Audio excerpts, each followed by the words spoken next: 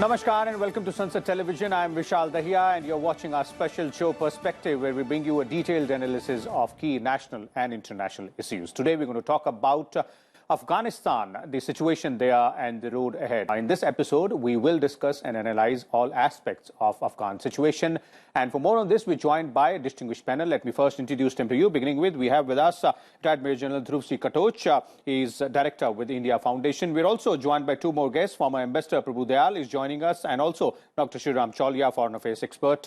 Welcome all of you gentlemen to Sunset TV. Dark, bumpy and dangerous possibilities out there. That sums up the situation there in Afghanistan. Dr. Chaulia, would you agree with the assessment made by both Ambassador Dayal and General Katoch? If we are looking at Afghanistan, it's basically a humanitarian crisis on one hand and deteriorating security situation on the other.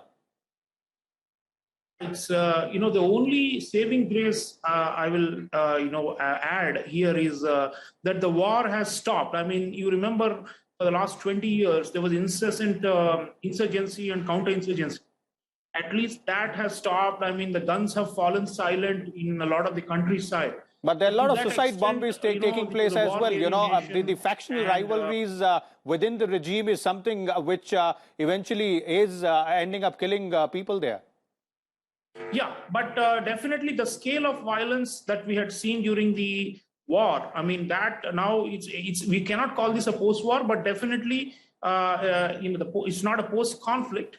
But the war has stopped for the moment. There are terrorist attacks, but there's no daily gun battles going on in urban centers or in the countryside. Okay. So to that extent, there has been a cease.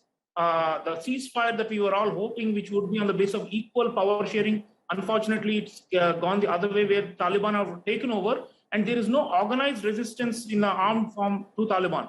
So to that extent, okay, the war has stopped. But like colleagues, co-panelists were mentioning, the humanitarian situation is grave. The rights situation is getting worse day by day, and so is the security situation. So if you add all that up, the war could return. I mean, in some form or the other, there could be a lot of armed actors that will resist Taliban in the future. So I think we are in a transition.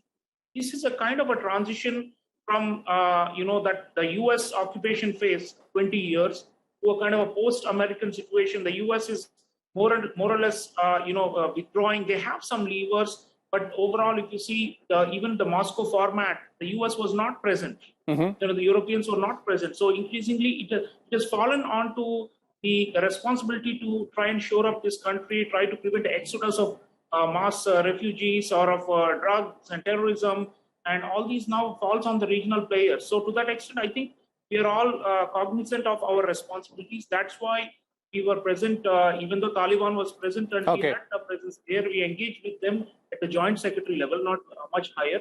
But we have also invited, apparently, we hope to invite the Pakistani to NSA level dialogue that we want to host next month, so that we continue to set the agenda and we are not excluded from the picture. And I think we are continuing to build coalitions to try and ensure that this situation, that this powder keg-like situation does not explode again. Already the terrorist attacks are happening and the externalization of this terror is always there. But we don't want return to any civil war-like situation, because that I'm afraid for Afghan people, that will be the worst of all outcomes. For the moment, even Taliban may be preferable to full-scale war. So I think we have to understand the plight of Afghan people, their interests. That's why we are emphasizing humanitarian assistance directly to Afghan people via intergovernmental and international organizations, not via Taliban. Taliban want the money. That's why they're saying, you give us the money and we will run the country, we will govern it, we will reconstruct, we will do the humanitarian aid. But almost everybody is on this page, except Pakistanis and maybe to an extent Chinese. Everybody else who has money and who can give some donor assistance is saying, no way, we will only route it through credible, neutral international institutions. That's why that's a very important point, Dr. Chaulia, you're making out there. Dr. Chaulia, we're running short of time, but quick concluding comments from you on the road ahead. And as Ambassador Dayal elaborated and earlier pointed out by General Katoch also, in terms of the role being played by all these nations which were part of the Moscow format talks as well. I don't think that the current Taliban interim government is the basis for a viable state. I don't think this state is going to consolidate itself, stabilize the situation, provide security, provide for the basic well-being of Afghan people. Its very makeup is antithetical to restoring peace and order. So, like General Katoch was saying, it looks like there are dark clouds of a resumption of armed conflicts, both within the border and then spilling across.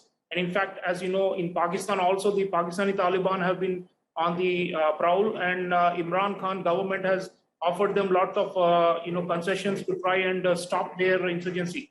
So I think we are only at the beginning of what is going to be a very long period of instability and chaos in the region.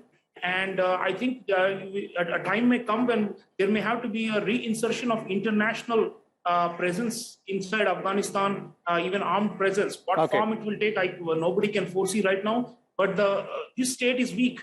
It is not based on Afghan values and not even Pashtun values. What they are saying that the cabinet is full of Pashtuns.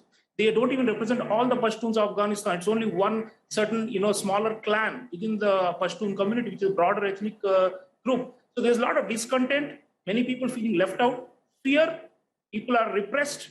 There is a lot of, sense of terror, and that the society will not accept this kind of state in the longer run. So I think we should be expecting change in Afghanistan. This is not the end of the story. Just because the Americans left, just because the media focus has moved away, the Western media is no longer focusing on Afghanistan anymore, it doesn't mean the story is over. It has just begun. The crisis is going to be a long one. Indeed, the crisis still continues there, and that's rightly put there by Dr. Chaulia. Thank you so much, Dr. Chaulia and Mr. Dayal, as well as General Katoch, for sharing your views and insight with our viewers.